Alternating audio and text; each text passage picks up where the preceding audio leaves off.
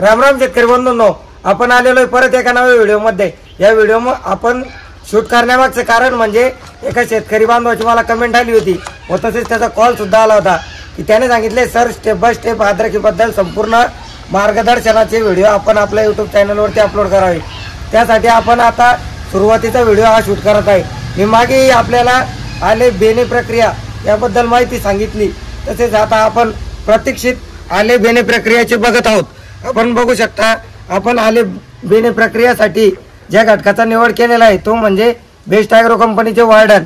यामध्ये घटक म्हणजे आयझोस्ट्रोबिन प्लस थिओफायनाइट मिथेल आणि थायमेथॅक्झॉन म्हणजे गावचो म्हणजे हे इन्सेक्टिसाइड प्लस फंगिसाइड दोन्ही काम करते। यामुळे आपल्याला वेगळं कीटकनाशक किंवा बुरशीनाशक घेण्याची आवश्यकता पडत नाही। तर आपण सुरुवातीला आपण बघितलं ती बेनं कट करणं चालू होतं।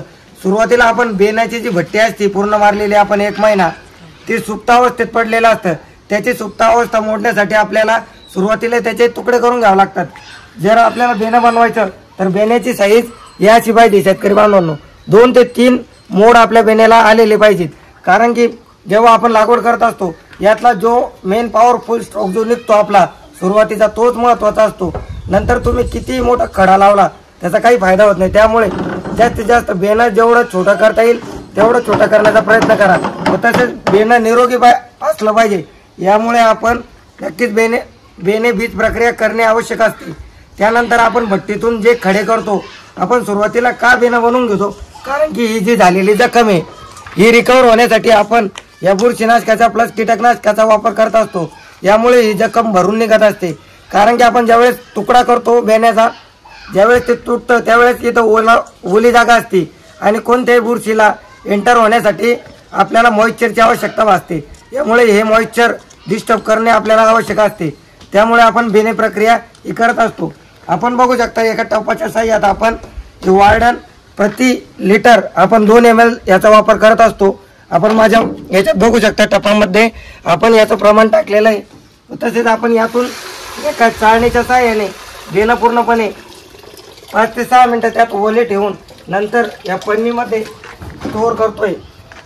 हे स्टोअर करण्यामागचं कारण म्हणजे त्या बेण्यात परत आपलं मॉइश्चर तसंच टिकून राहतं। त्यामुळे आपले जे आपण गावची प्रक्रिया करत आहोत ती प्रक्रिया पूर्णपणे व्यवस्थित पार होते। यानंतर आपल्याला लागवडीला कोणती समस्या येत नाही। कारण की आपण जेव्हा लावतो तेव्हा आपल्या जमिनीत जी हानिकारक बुरशी असते ती सुरुवातीला ॲक्टिव्ह फॉर्ममध्ये होते आणि आपल्या बेण्याला डिस्टर्ब करते।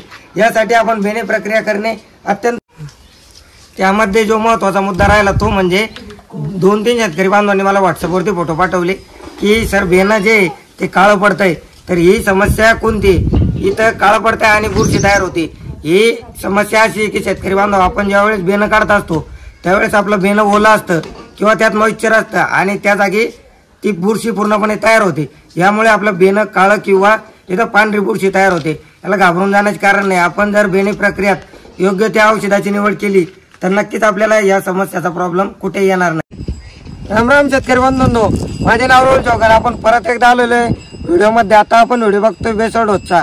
मी तुम्हाला बेसल डोस जे सजेस्ट केलं होतं तेच आपण आता स्वतः आपल्या अद्रकीच्या प्लॉटवरती वापरत आहोत। आपण बघू शकता सध्या लागवडी सुरू आहे। लागवड सुरू असताना बेसल डोस बनवत असताना आपण सुरुवातीला यामध्ये सिंगल सुपर फॉस्फेट एकरी 4 बॅग याप्रमाणे व त्यामध्ये युरिया एकरी 20 किलो या हिशोबाने आपण घेतलेलं आहे व त्यासोबतच प्रेरणाची किट, त्यामध्ये मॅग्नेशियम, सीवीड, ह्युमिक, फुलविक आणि त्याचबरोबर मायक्रोन्यूट्रिएंट जेवढे फेरस, मॅग्नीज, बोरॉन, कॉपर आणि त्यासोबत स्वरूप कंपनीचे त्रिनाश, नेमॅटोड, उन्ने आणि उदयसाठी आपण या बेसल डोसमध्ये वापरणार आहोत।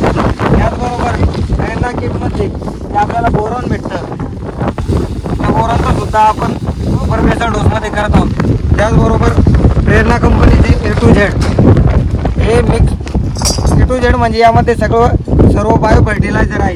NPK, अपटिकिंग बॅक्टेरिया तसेच पूर्ण अन्नद्रव्याची पूर्तता करण्यासाठी आपण A to Z या घटकाचा वापर करत असतो। त्याचबरोबर आपण सुरुवातीला 15 बॅग या हिशोबाने सोयाबीनचा वापर करत आहोत। सोयाबीन खत आपण बघू शकता 120 जीवाणूंची कोटिंग व त्याचबरोबर ऑर्गेनिक कार्बन 15.4% असल्यामुळे आपल्या जमिनीची सेंद्रिय क्षमता वाढवून ठेवणे व तसेच पाण्याची अवेलेबिलिटी म्हणजे वॉटर होल्डिंग कॅपॅसिटी त्याचबरोबर बेडबंद ते भुसभुशीतपणा व हवेची पोकळी निर्माण करणे हे सॉईल मिलचे कार्य आपल्याला आपल्या प्लॉटमध्ये बघायला भेटते। तसेच आपण जर का शेणखत असेल तर 15 बॅग एकरीप्रमाणे व शेणखत असेल तर एकरी सॉईल मिलच्या 20 बॅग या हिशोबाने आपण वापर करावा।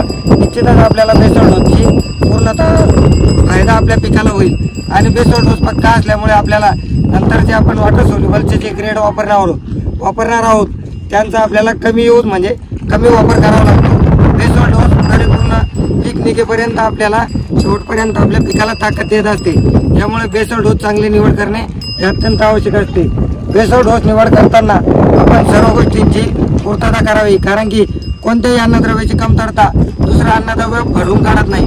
त्यामुळे सर्व अन्नद्रव्य व्यवस्थित राहणे आपल्या पिकासाठी फायदेशीर ठरत असतं। त्यामुळे आपण नक्कीच बेसल डोससाठी मला स्क्रीनवर दिसत असलेल्या नंबरवरती संपर्क करू शकता। आपण जे आता बेसल डोस बघितला त्याचमुळे आपली सध्या आता अद्रक लागवड सुरू आहे। अद्रक लागवडमध्ये अंतर किती असायला पाहिजे तर आपला 2 खड्यातला अंतर 1.5 फूट असायला पाहिजे मिनिमम। आणि आपण जो समोरच्या लाईनीतला खडा लावणार आहोत त्यामध्ये झिगझॅगपणे आपल्याला लागवड ही करायची आहे।